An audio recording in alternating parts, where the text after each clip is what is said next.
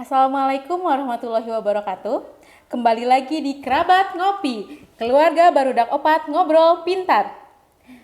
Nah, hari ini kan hari Kamis yang begitu nyunda ya buat di sekolah-sekolah. Sesuai dengan 7 harkat ya Bapak ya. Nah, hari ini itu kebetulan di sekolah juga diadakan workshop dengan Teh Sosro mengenai kewirausahaan yang berbasis digital marketing. Seperti yang kita tahu sebelumnya kan pandemi itu banyak sekali kegiatan yang vakum, begitupun PKWU. Nah maka dari itu sekarang ini Smart 4 sedang gencar-gencarnya melakukan inovasi dan kegiatan-kegiatan yang berbasis PKWU ini. Nah saya tuh tentu nggak sendiri, di sini ditemani oleh 2 orang yang luar biasa di bidangnya. Yang pertama itu ada Bapak Dr. Firman Oktora, Bapak Viro. Assalamualaikum, apa kabar? Alhamdulillah saya teh. Pak Viro ini merupakan Bapak KCD ya, Bapak Kepala KCD 7. Yang mana kalau menurut saya Pak Viro ini menjunjung sekali work-life balance, karena selain kiprahnya yang begitu bagus, karirnya bagus, juga ternyata aktif sekali di bidang musik ya Pak ya. Setahu saya tuh menciptakan lagu-lagu, karena kan sebelumnya saya hanya sebagai penonton ya, Bapak di depan, saya hanya nonton. Dan tiap-tiap tuh pasti ada main keyboard sambil nyanyi, main gitar sambil nyanyi. Alhamdulillah sekarang berkesempatan langsung ngobrol. Ya, yang kedua ini ada Bapak Riza ya. Bapak Riza ini dari Sosro. HRD ya Bapak ya? Iya, betul. Ya, kira-kira udah berapa lama Bapak di Sosro? Baru tahun yang ke-11. Baru, itu dedikasinya luar biasa sekali ya. Di Sosro ya. Mungkin saya langsung aja ya Bapak, saya mau nanya ke Pak Viro dulu sebelumnya. Kan ini tuh kegiatan workshop kewirausahaan berbasis digital marketing Bapak. Kan kalau kayak gini tuh biasanya itu diadakan di SMK ya Pak, karena SMK kan jebolannya untuk bekerja. Nah sekarang SMA 4 mengadakan suatu gebrakan nih, ada workshop yang bekerja sama dengan Sosro. Apakah relevan atau bagaimana Bapak kira-kira diadakan di SMA? Karena kan SMA tuh apa ya, stereotipnya untuk akademisi, untuk melanjutkan pendidikan, itu bagaimana Bapak tanggapannya? Hatur nuhun Teh Rifa. Ya. Saya nyapa dulu ya buat kerabat ngopinya. Kerabat ngopi. Halo kerabat ngopi, assalamualaikum warahmatullahi wabarakatuh. Sampurasun. Alhamdulillah ini bisa hadir di kerabat ngopinya SMA 4 Cimahi. Dan tadi kalau ditanya ini bagaimana pendapatnya Senang Kang Riza? Iya.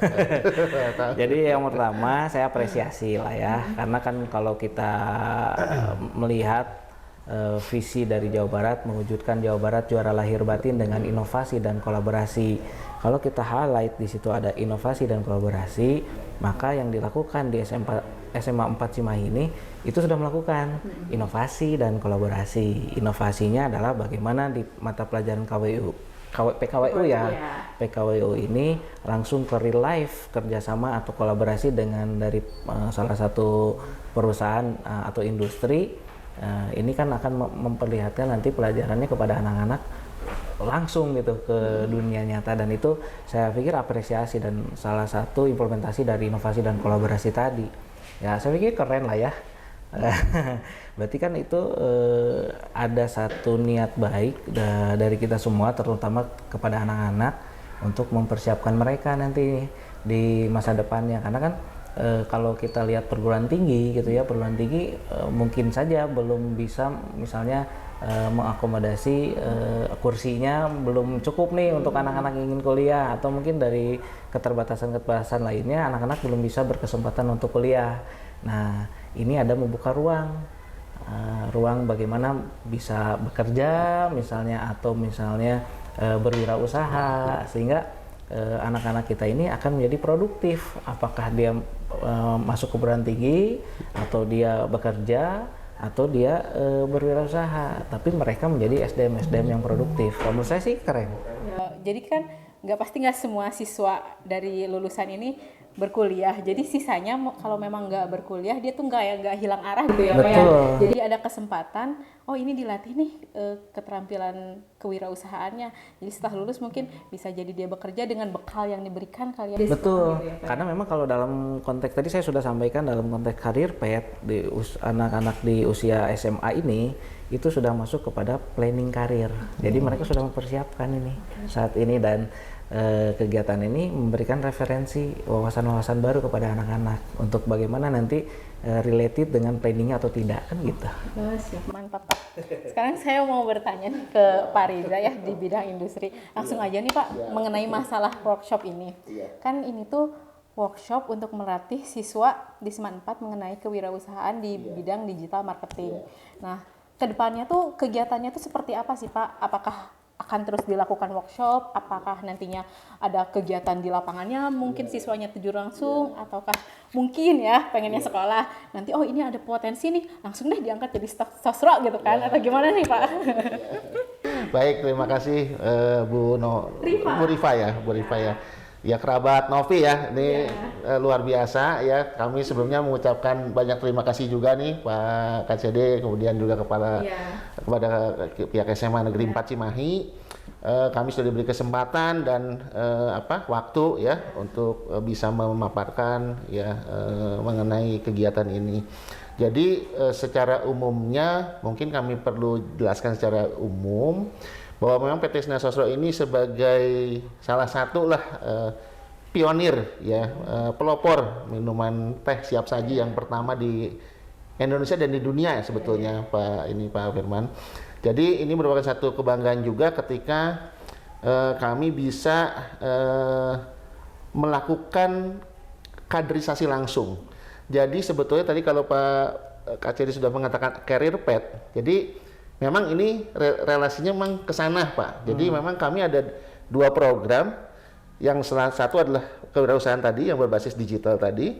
Yang kedua kami harapannya ini setelah nanti adik-adik ini lulus dari sekolah, dari SMA ataupun SMK lah itu, dari sekolah menengah, itu bisa magang di kami. Jadi kita juga ada program pembangunan mandiri Pak, yang itu juga secara legal standingnya kami sudah mendapatkan dari Dirjen Bina Vokasi di Kemenaker. Jadi kita itu, nah sebenarnya apa sih yang Sinar Sosro tuju dengan ada kegiatan yang program-program yang segala macam ini apa sih gitu kan? Jadi dengan kami langsung bisa terjun ke tingkat-tingkat sekolah, itu kami bisa langsung mendapatkan SDM atau bibit-bibit yang potensial unggul. Nah, kemudian kami ibarat kalau lahan kami ini tanah yang subur, nah bibitnya bagus, tanahnya subur, pas tuh ketemu. Nah kemudian kita berikan pupuk, disiram, kita berikan ilmu-ilmu segala macam, training dan lain-lain, sehingga harapannya bibit ini bisa tumbuh, berkembang, akarnya kuat, kemudian berbuah. Artinya ini bisa secara goalsnya untuk kami dapatkan SDM yang berkualitas yang kami didik sendiri dari ibarat kertas putih, kami yang memberikan warna di dalamnya ya, ketimbang kami harus merekrut ibaratnya yang sudah jadi tapi kami nggak tahu secara budayanya, attitude-nya, nilai-nilainya, karakternya, value-nya itu kan ditanamkan di luar. Nah kami ingin itu kami yang mendidik dan menanam dari Berarti tidak menutup kemungkinan kalau siswa-siswi SMA 4 bisa di-hire sama Sosro itu ya Pak? Sangat bisa sekali karena memang harapannya mereka bisa menjadi wirausaha muda sendiri.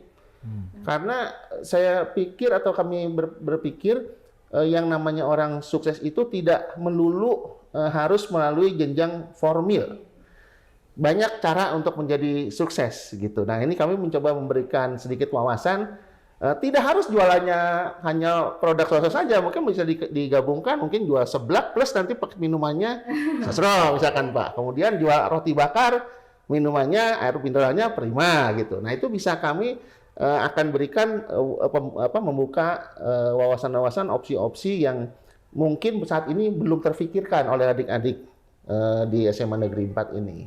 Berarti ini tuh titik poinnya itu sebenarnya bukan harus menjual Sosro ya Pak, tapi lebih ke karakter dan keterampilan yang ditanamkan ke siswa itu ya, yang harus ditekankan nanti ke siswa ya Pak. Kami ingin melihat atau menanamkan nilai-nilai fighting spirit, kemudian mentalitas sebagai generasi muda yang katanya millennials gitu. Nah itu yang kita harapkan ke sana sebenarnya tujuannya gitu. Nah sejalan dengan Bapak bilang harus menanamkan wirausaha di diri siswa nih, saya mau nanya ke Pak Viro.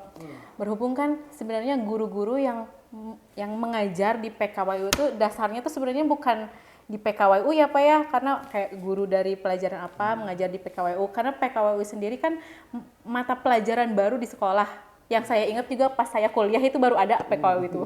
Beda seperti fisika, matematika yang udah ada dari dulu. Nah saya mau nanya nih Pak, kiprah PKWU tuh di sekolah tuh sejauh mana sih Pak? Sampai di siswanya tuh harus sejauh mana gitu?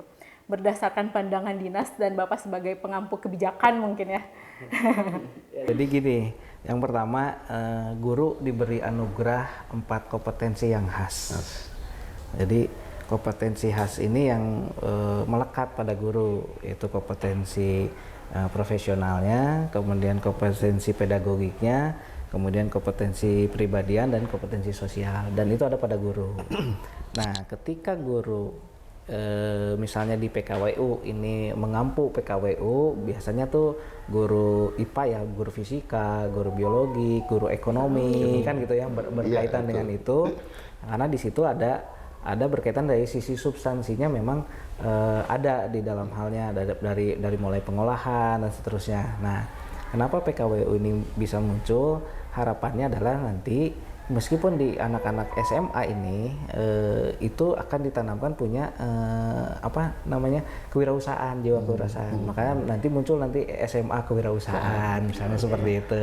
Nah, yang berada pada posisi strategis ini yang bisa memberi ruang untuk berpikir, kreativitas itu ada di mata pelajaran PKWU. Nanti ini kan sekarang tidak lagi bicara tentang per mata pelajaran. Di situ ada kolaborasi di antar mata pelajaran, misalnya dengan modelnya project based learning kan gitu ya.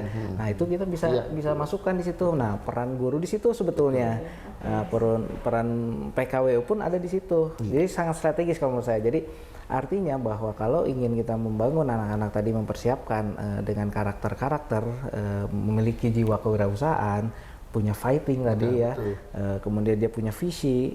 Nah, bisa itu masuk di dalam pelajaran PKWU gitu. Dan gurunya sudah punya tuh bekal tadi, pedagogiknya sudah bagaimana mentreatment anak A dengan yang B kan gitu kan, sudah itu guru yang tahu itu. Nah, kayak gitu Pak, saya balik ke Pak Riza nih ya. Pengaruhnya apa sih pembelajaran PKWU bagi jebolan-jebolannya yang mungkin nanti bekerja di perusahaan gitu? Seperti apa sih Pak? Apa sih sebenarnya yang dibutuhkan sama industri ketika merekrut? Jadi saya punya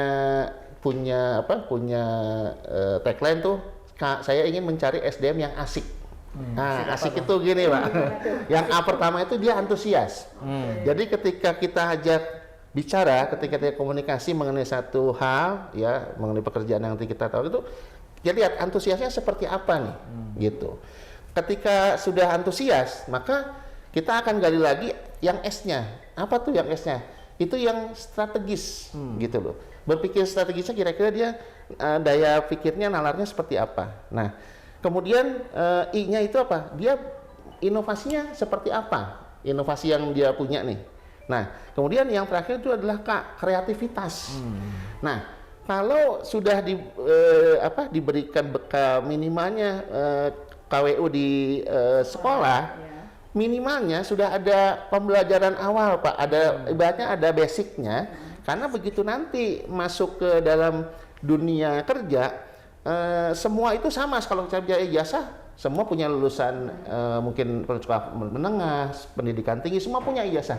Yang membedakan apa antara si A dengan si B? Basic berarti. Nah, itunya yang kita nanti, artinya kan kadang-kadang orang bertanya gini, saya melamar di satu perusahaan ini, kami udah interview di sini, tapi kenapa ya saya nggak pernah diterima gitu? Apa yang kekurangan saya? Nah, itu yang saya kira itu yang coba kita dengan program Desina Sosro ini kita jembatani antara gap yang terjadi antara lulusan sekolah menengah ataupun pendidikan tinggi nantinya dengan kebutuhan di dunia industri. Nah, gap ini yang coba kita isi dan jembatan di situ. Luar biasa insight-nya buat saya sebagai guru PKWU ya. Ini yang terakhir nih Pak, mungkin sebagai penutup saya minta sedikit pesan dari Pak Viro dan Pak Riza, mungkin dari Pak Viro untuk siswa-siswi Manfaat maupun guru-guru PKWU-nya gitu. Ya, yang pertama buat para gurunya, terima kasih, apresiasi dan terus semangat ya dalam mempersiapkan anak-anak kita ini. Kalau menurut saya siswa-siswa itu adalah aset, Betul. itu adalah emas semuanya. Nah, anak-anak ini yang perlu kita, karena mereka punya potensi yang luar biasa, yang tentunya perlu kita arahkan. Nah, nanti guru-guru ini yang garda paling depan ya, garda paling depan untuk mempersiapkan anak-anak ini. Dan untuk anak-anak di era saat ini dengan adanya digitalisasi, kemudian globalisasi, jadi sudah tidak ada lagi sekat-sekat daerah. Betul, gitu ya. betul, Pak. Kita persaingan semakin ketat. Jadi saya nitip pesan kepada anak-anak untuk terus belajar, terus berkolaborasi, terus dengan siapapun, tonggarlut gitu ya. Berteman, jadi berkomunikasi yang baik, kalau istilah Pak Riza, jadi berkomunikasi yang baik, tetap santun kepada orang tua dan guru, kemudian punya nilai spiritual gitu ya, kalau bahasa sederhananya mungkin sing beriman, banyak berakhlak, sing sarehat, dan punya ilmu. Jadi tetap terus belajar. Itu mungkin pesan saya. Pak Riza, mungkin bagi siswa-siswi yang sekarang lagi melakukan workshop atau belajar PKWU gini, mungkin apa pesannya? Iya, Bu Rifa. Jadi yang pertama saya mengapresiasi dulu bahwa profesi guru itu sebetulnya profesi yang luar biasa dan sangat mulia. Karena saya pun bisa sampai hari ini tuh jasa guru yang mendidik saya dari kecil sampai dengan ini ya. Nah, itu saya kira saya apresiasi sekali pengabdian Bapak Ibu guru begitu ya. Kemudian yang kedua, untuk para siswa ini harapannya bisa mengikuti kegiatan ini, praktek ini dengan sebaik-baiknya. Jangan sampai SDM kita kalah bersaing, kalah berdaya saing dengan SDM dari negara lain. Karena sesungguhnya saya meyakini seperti Pak Viro tadi sampaikan, semua siswa atau semua SDM Indonesia ini pada dasarnya unggul. Hanya tinggal yang membedakan kemauan dan sikap mental aja. Ya, nah itu saya kira yang berkolaborasi antara sekolah dengan industri menciptakan, mencetak SDM yang berdaya saing dan punya keunggulan, keunggulan yang membedakan dengan yang lainnya. Itu saya kira. Waduh, obrolannya luar biasa sekali, tapi ternyata waktunya sudah cukup ya Pak ya. Terima kasih sudah hadir di podcast Manfaat di Kerabat Ngopi. Terima kasih juga yang sudah menonton. Mungkin cukup sekian dari podcast kali ini. Terima kasih sudah menonton Kerabat Ngopi. Wassalamualaikum warahmatullahi wabarakatuh. Waalaikumsalam. Nuhun.